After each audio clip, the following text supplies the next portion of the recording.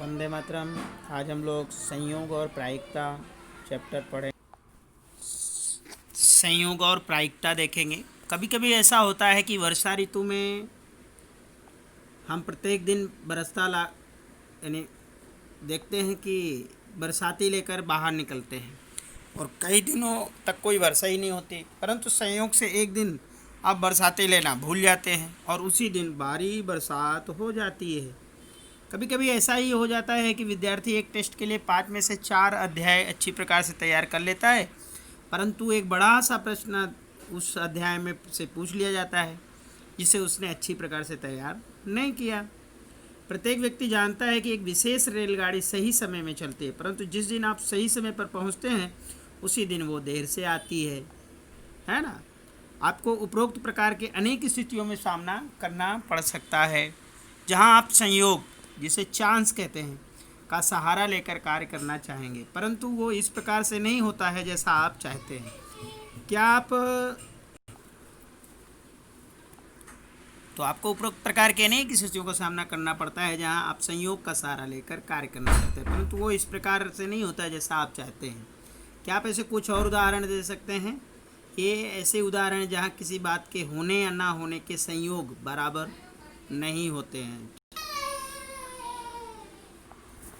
तो एक रेलगाड़ी के समय आने या ना आने के संयोग बराबर नहीं हैं। जब आप कोई टिकट खरीदते हैं, यदि वो प्रतिशत सूची में है तो आप निश्चित ही इस संयोग का सहारा लेते हैं और आप ये आशा करते हैं कि जब यात्रा करेंगे तब संभवतः इस टिकट पर आपकी सीट आरक्षित हो जाएगी, परंतु ये आप कुछ प्रयोगों पर विचार करेंगे जिनमें आपको घटित होने के संयोग के बराबर है। ठीक है, आपने अब कोई परिणाम प्राप्त करना है, जैसे कि संभवतः आप देखेंगे कि एक क्रिकेट मैच में प्रारंभ होने से पहले दोनों टीम के कप्तान जाकर निर्णय करने के लिए सिक्का उछालते हैं कौन सी टीम पहले बल्लेबाजी करेगी। जब सिक्का उछाला जाता है तो आपको क्या संभव परिणाम होते हैं? आप निसंदेह चित होंगे या पट, यानी हेड और या टेल। कल्पना कीजिए कि आप एक टीम के कप्तान हैं, आपका मित्र दूसरी टीम का कप्तान है और आप एक सिक्का उछालते हैं और अपने मित्र से चिट या पट बोलने को कहते हैं। क्या आप इस उछाल के परिणाम पर कोई नियंत्रण रख सकते हैं? क्या आपको चित प्राप्त हो सकता है? यदि आप ऐसा चाहते हैं तो क्या आपको पट प्राप्त हो सकता है? यदि आप ऐसा चाहते हैं, मतलब आप चाहते हैं कि आपको पट प्राप्त हो तो क्या आप प्राप्त कर सकते हैं? क्या आप चाहते हैं कि आपको चित प्राप्त हो तो क्या आप प्राप्त कर सकते हैं? तो आप ऐसा नहीं कर सकते।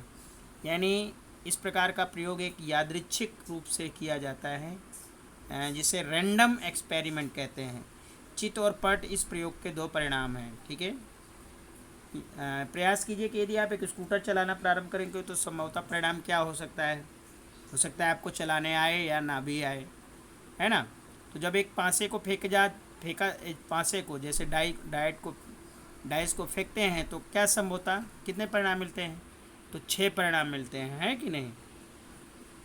इसी तरह से जब आप एक पहिए को घुमाइए, ठीक है, तो देखिए आपको उसमें से जैसे यहाँ ए से घुमाना शुरू कीजिए तो ए बी 3 तक घूमेगी, यानी त्रिज्यखंड सूचक घुमाने पर रुकेगा।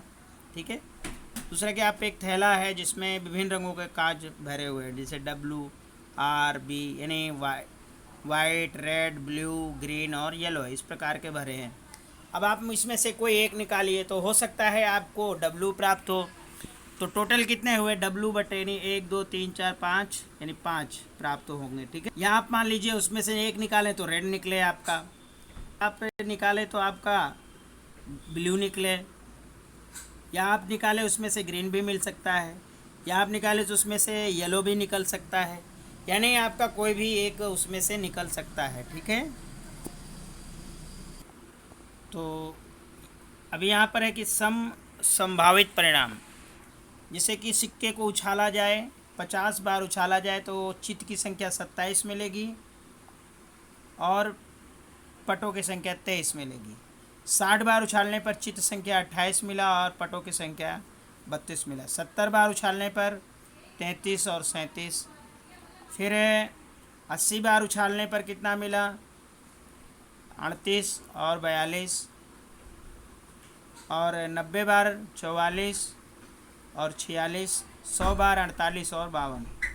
तो ये जो परिणाम है, ध्यान दीजिए कि जब आप उछालों की संख्या अधिकाधिक बढ़ाते जाते हैं तो चीटों की संख्या और पटों की संख्या परस्पर निकट आते जाते हैं। ठीक है, ऐसा ही एक पासे के साथ भी हो सकता है कि जब इसे एक बड़ी संख्या में फेंका जाता है तो 6 परिणाम में से परस्पर लगभग परिणाम प्राप्त होते हैं। ऐसी स्थिति में हम कह सकते हैं कि प्रयोग के विभिन्न परिणाम सम संभावित या समप्रायिक इक्वली लाइकली हैं। इसका मतलब यह है कि सभी परिणामों से प्रत्येक परिणाम आने का संयोग एक ही है। ठीक है, अब है कि संयोग को प्रायिकता से कैसे जोड़ते हैं। अब मान लीजिए कि एक सिक्के को एक बार उछालने पर कितने परिणाम आ सकते हैं। तो एक सिक्का को अगर एक बार उछालेंगे तो एक बार हेड आएगा, दूसरी बार टेल आए, यानी परिणाम कितने हुए? 2। तो हेड आने का परिणाम क्या होगा? हेड आने का परिणाम 1/2, टेल आने का परिणाम 1/2, है कि नहीं? यानी यही इसकी प्रायिकता होती है। जब पासे को फेंका जाता है तो उसमें जो फलक होते हैं, जब मतलब उसमें पासे में 1, 2, 3, 4 यानी 6 तक होते हैं। और अगर एक बार फेंका जाए तो हो सकता है कि पहले 1 आ जाए, हो सकता है कि 2 आए, 3 आए, 4 आए, 5 आए, 6, यानी 6 आपको परिणाम मिल सकते हैं। यानी आपको परिणाम 2 प्राप्त होने की प्रायिकता कितनी होगी? तो परिणाम 2 प्राप्त होने की प्रायिकता, जैसे इसमें 2 मिले तो उसकी प्रायिकता होगी 2/6। तो 2 1 कम 2, 2 3 6, यानी 1/3। ठीक है, यानी 2 प्राप्त होने की संख्या कितनी है? 1 है। 2 कितनी बार मिला? 1 बार, तो 1/6। 3 प्राप्त होने की संख्या कितनी है? 1/6। समझ में आया? ठीक इसी तरह से 4 आने की प्रायिकता कितनी होगी इसमें?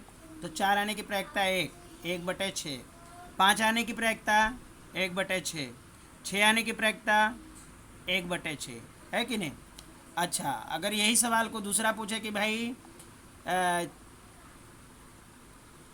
4 से अधिक संख्या आने की प्रायिकता कितनी होगी? तो 4 से कम संख्या आने की प्रायिकता कितनी होगी? तो 4 से कम 1, 2, 3 आएगा। ठीक है, तो 3 हम लिख सकते हैं इसमें 3/6, अर्थात 3 एकम 3 दूनी 6, यानी 1/2। ठीक है, तो बहुत सारी घटनाएं हो सकती हैं। अब है कि 5.4 घटनाओं के रूप में परिणाम कैसे करना है। तो एक प्रयोग के प्रत्येक परिणाम या परिणामों की संख्या को एक घटना कहते हैं, एक इवेंट बनती है। जैसे एक सिक्का उछालते हैं तो उसमें चित आने की जो संभावना होती है, ये घटना है, और एक पट आने की भी एक घटना होती है। पासा फेंकने की स्थिति में हम देखते हैं कि हमारे 1 से लेकर 6 तक परिणाम हमको मिलते हैं। ठीक है, तो ये भी एक घटना ही है। ठीक है, क्या एक सम संख्या प्राप्त करना एक घटना है? तो आप जानते हैं कि सम संख्याएं 2, 4, 6 होती है कि नहीं? 2, 4, 6। और विषम संख्या प्राप्त करने की संख्या 1, 3, 5 होती है। तो सम संख्या प्राप्त करने की प्रायिकता कितनी हुई? 1, 2, 3, यानी कुल कितनी प्रायिकता हुई? 6। तो 3/6, 3 एकम 3, 3 दूनी 6, अर्थात 1/2 भाग। ठीक है, अब उदाहरण देखिए यहाँ पर 3 की एक थैला है, इसमें 4 लाल गेंदे, 2 पीली गेंदे हैं।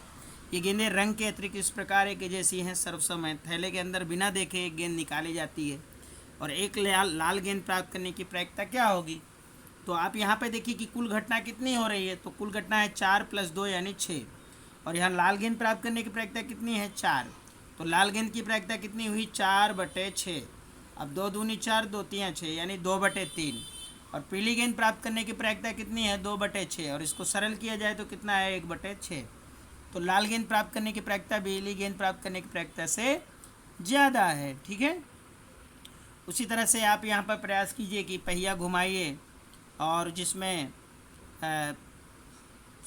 से पहिया हरा त्रिज्यखंड प्राप्त हो, यानी ग्रीन। तो पहिया घुमाए तो देखिए ग्रीन कितना है? 1, 2, 3, 4, 5, 5, और टोटल प्रायिकता कितनी है? 5 के बाद 6, 7, 8, तो कितनी है? 6/8। ठीक है, तो 2 3 6 और 2 चौके 8, यानी 3/4 प्रायिकता। हरा त्रिज्यखंड प्राप्त करने की प्रायिकता, तो हरा त्रिज्यखंड आप देखिए इसमें कितने हैं? 1, 2, 3, 4, 5। ठीक है, 5 ये हैं, और टोटल कितना है? 1, 2, 3 और 5 3 8, तो ये 5 हैं। 5/8, तो हरा त्रिज्यखंड प्राप्त करने की प्रायिकता कितनी है? 5/8। हरा त्रिज्यखंड प्राप्त ना होने की प्रायिकता, तो हरा त्रिज्यखंड टोटल कितना है आपका 5 है। कितना है